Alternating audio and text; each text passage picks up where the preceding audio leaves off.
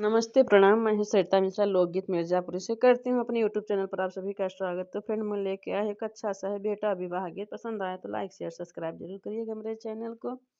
पियराई धोतिया के पियराई किनारा रे, पियराई किनारा रे, दुल्हे पहिरी नाही पामै रे लालनमा रे, दुल्हे पहिरी नाही पामै रे लालनमा।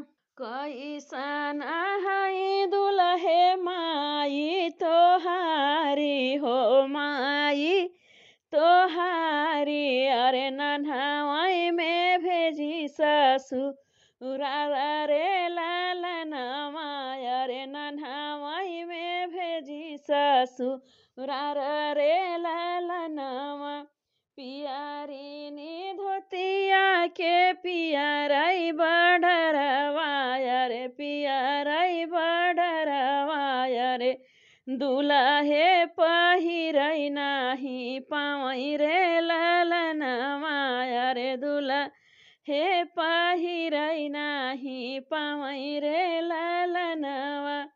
कैसन है दुल्हे चाची तोहारी हो, चाची तोहारी अरे नन्हाई में भेजै ससुरारी रे लालनमा रे, नन्हाई में भेजै ससुरारी रे लालनमा।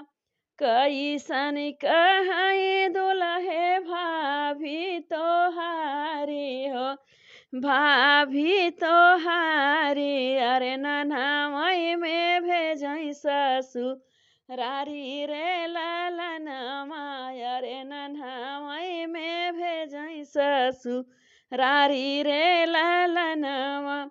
पियरिनी धोतिया के पियराई किनारा रे, पियराई किनारा रे, दुल्हे पहिरै नाही पामै रे लालनमा रे, दुल्हे पहिरै नाही पामै रे लालनमा।